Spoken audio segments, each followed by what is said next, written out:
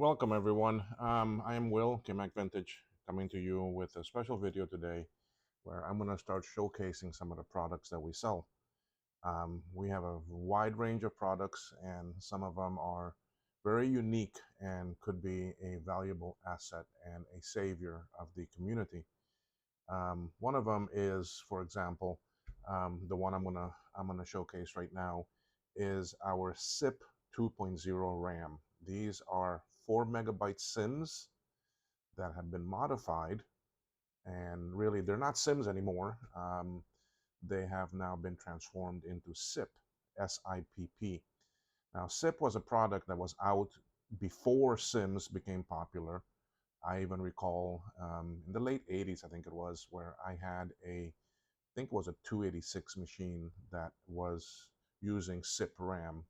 Now, SIP, if you look it up on Wiki, it has pins on the bottom of where the pads are. Um, a lot of times you'll see them where it looks like a SIM. It even has the pads on it, but it's got pins actually soldered to it, and it would go into a machined, rounded type of actually socket and fit in there. Now, those were not very popular because those pins would break off and they were very flexible. They were very flexible, flimsy, and they would break off. And they would also sit higher on the board and not very actually secure. So then they got rid of the pins and came out with the SIM sockets. Now, what's happening is that the SIM sockets are not made anymore. There's still some of them out there. Some people have some pretty good stock of them, but they are selling them for like $10 per each socket. And since I do SE30 reloaded boards and 2CI and all these other boards, I use a lot of sockets. Now, I did have a very good supply. My resource that I had doesn't have anymore now because unfortunately I bought them all and my quantity is also getting low. So I had to create something new, and the intention was to make SIP. So let me go show you what it looks like on the board. Let me switch cameras here. Now this is a SE30 board that I have here, and if you can see, if I take this out, it has two pin headers on it, which are just these, nothing special to them. All right, it's just a normal pin header socket that can fit exactly in the same location as the SIM sockets. It doesn't have all this extra bit on the sides here. It doesn't have the clips and all that and a groove and all the pins in there for it to sit. But it does fit in exactly. It's the same pitch. So on this board here, I took off two of the SIM sockets and I put this in. And if you look at our RAM, it looks like this. Okay, now this is also a 4 MB blink RAM, so it does have the two LEDs on it. Everything is on this side, and if you look, it does not have pads. It doesn't have pads at all. In fact, what it has are just holes up here, and in there, what we have is a 90-degree header. Okay, and it sits up high, and it uses the stability and the friction of the PCB itself together with the socket to have a nice tight fit, and where it also sits lower on the board and it sits in very tight. The old SIPs used to sit on top and then they would be very flexible. But these here, if you go and put them in, they're going to go in and then lay down flat. So if I go and put this one in here, there you go. So if you look at this, they're in there good and tight. See?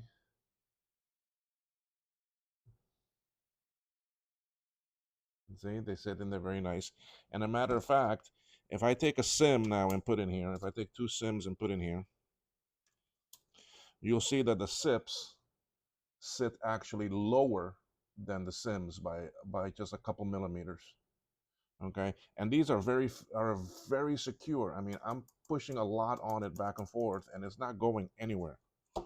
Okay, so they do sit in there nice and tight. All right, if I put a ROM in here, and I'm gonna get my trusty SE30 compact card here.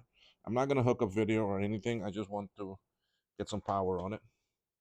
And if I plug it in, we're going to see that we're going to get our RAM's blinking right away, and it's coming up. Okay, so what we did with the RAM was that we had to flip it over and get the pins around the other way, because normally, um, for the pin headers to be on the top and on the back. So but this is our SIPP. It's a very easy replacement for the hard to get and very expensive SIM sockets. All right, so I'm gonna turn this back off now. All right, and if we look, I mean, I have a bunch of them made here as my stock.